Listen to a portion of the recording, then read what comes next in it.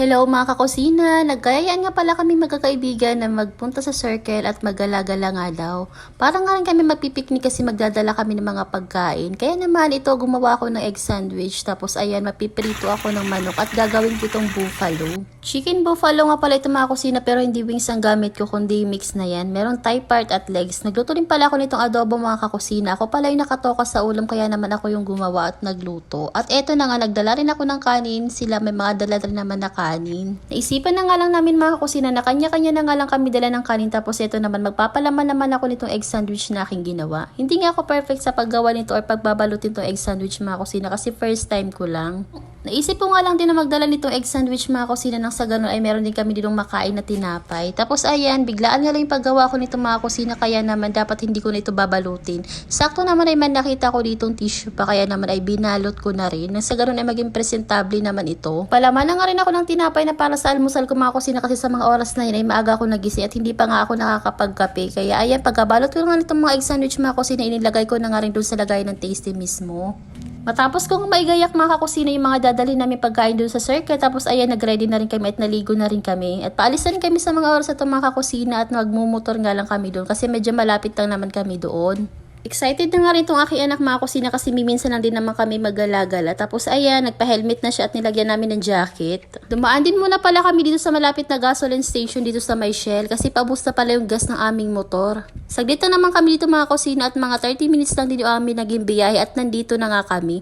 Nakakatuwa nga lang kasi 5 pesos lang yung parking dito, hindi ko lang naisama sa video. Sa totoo lang mga kusina, first time nga lang din namin pumunta talaga dito at sa mga oras na to ay nandito na rin yung aming mga kasama at nasa palaruan daw sila. Malawak nga rin dito mga kusina kaya naman ay perfect talaga ito pagbandingan ng mga magpapamilya or magkakaibigan or magkakabarkada man yan. Nandito na nga itong mga kasama namin at ayan, nagkita na nga kami tapos ayan, papunta na kami doon sa kanila. Bless pa nga yung anak ko sa kanya pero sa mga oras na talaga naman excited na yan.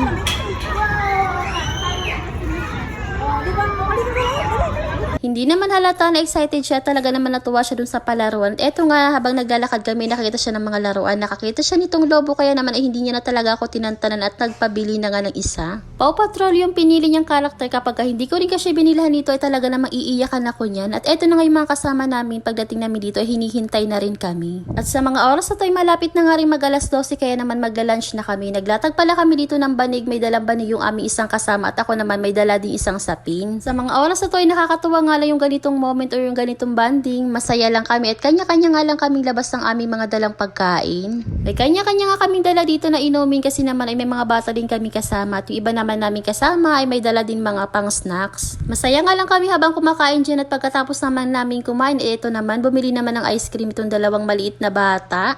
Nakakatuwa nga lang kasi nakakapaglaro sila dito nang wala muna yung gadgets. Na-enjoy din talaga namin dito, hindi lang kami kundi pati na rin yung mga bata kasi naman ay nakakapaglaro sila. Malawak dito at maraming ang puno kahit medyo mainit ay mahangin. Bandang hapon naman, nag-arkila pala kami nitong bike sa halagang 200 pesos per hour. Inayang ako ng asawa ko na sumakay daw kami dito nang sa ganun ay maiba naman yung aming moment.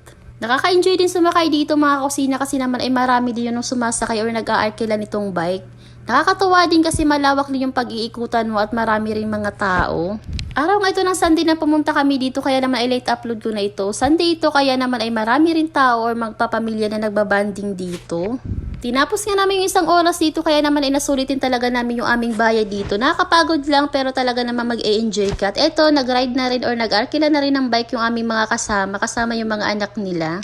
Para sa akin nga mga kusina ay priceless talaga yung ganitong moment na nag-i-enjoy ka kasama yung pamilya mo or yung mga mahal mo sa buhay. Hindi man magara o malaki ang gastos dito pero talaga namang nasulit talaga namin at na-enjoy talaga namin yung aming gala or banding. Para sa akin ang importante ay nag-iipon tayo ng mga magagandang memories para sa ating pamilya or sa ating mga mahal sa buhay. Sinulit na nga namin ito mga kusina at inabot na nga kami dito ng hapon na ito. Hindi lang hapon na inabot na rin kami dito ng gabi mga kusina kaya naman talaga masasabi ko na nag-enjoy talaga kami at nasulit namin. And yun lang for today's video mga kakusina. Maraming salamat sa inyong panonood. God bless and please follow for more.